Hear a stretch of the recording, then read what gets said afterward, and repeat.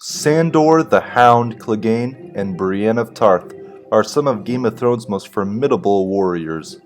In the books, these two characters did not fight, but in the show, they did. And after 2 minutes and 15 seconds of both sword fighting and hand-to-hand combat, Brienne the Beauty emerged victorious.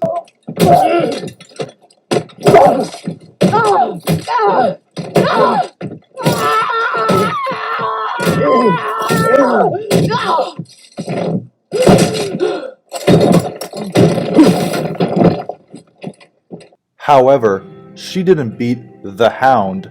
Brienne beat a wounded, cocky, and under-equipped Sandor Clegane. Who would pass the bloody gate? The bloody Hound, Sandor Clegane. You see, Brienne had a few major advantages going into that fight.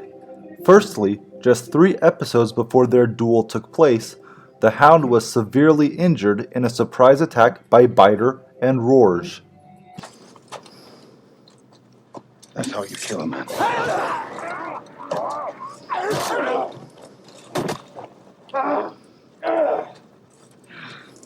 The fuck you doing? All in all, Sandor received an open wound after Biter chewed off a chunk of flesh from his neck. And make no mistake, this was some serious damage the Hound was dealt. Later that same episode, Arya attempted to burn and cauterize the wound in order to eliminate the chance of it becoming infected. But Sandor refused her doing so because of his well-known phobia of fire. You need to burn away that horrible bit there. Otherwise it's going to get infected and fester. I know you don't like fire, but if you don't do it right... No fire. It'll only take a second. It won't hurt that much. No fire!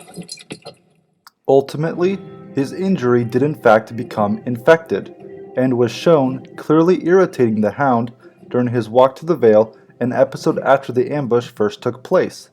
Furthermore, Arya even remarked on this blatant reality. I'd kill Joffrey with a chicken bone if I had to. I'd pay good money to see that. You should have let me burn it. It's a flea bite. That flea bite's got you walking a lot slower than you used to. If that's not some foreshadowing going on, I don't know what is. Despite the evidence I just laid out, some of you watching will still argue that this can't be a foreshadow, because his wound might have possibly healed between Season 4 Episode 8 and Season 4 Episode 10. That's a valid question to be asked, and I will strike down any hesitation those viewers might have to the claim that Sandor was still hurt by presenting another Arya Stark quote. Moments before the epic fight between the Hound and Brienne of Tarth went down, the eventual victor tried convincing Arya to come with her prior to any swords being drawn.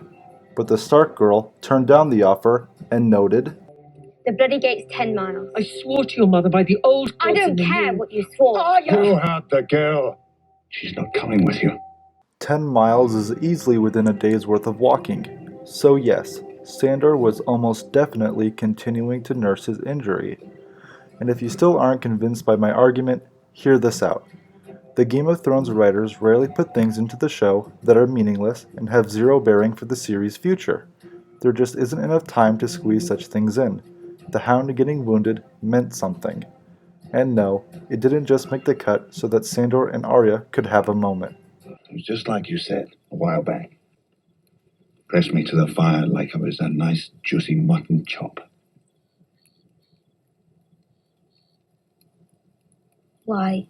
Thought I stole one of his toys. I didn't steal it, I was just playing with it.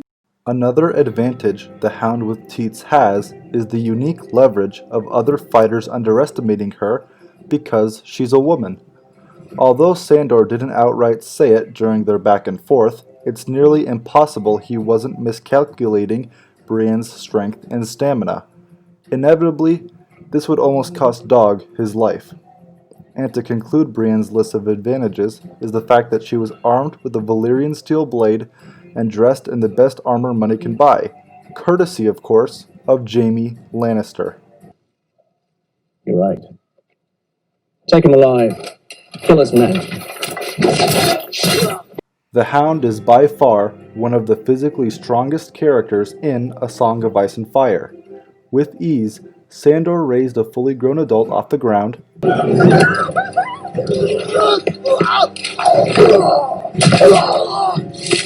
lifted an entirely loaded wagon filled with hogs, Need a hand. Need about 8 hands. Gotta get this sold home to the twins in time for the wedding.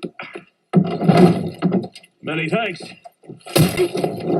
and last but certainly not least, sliced completely through Beric Dondarrion's sword, plate armor, chainmail armor, and the heavy gambizon underneath, killing him in the process.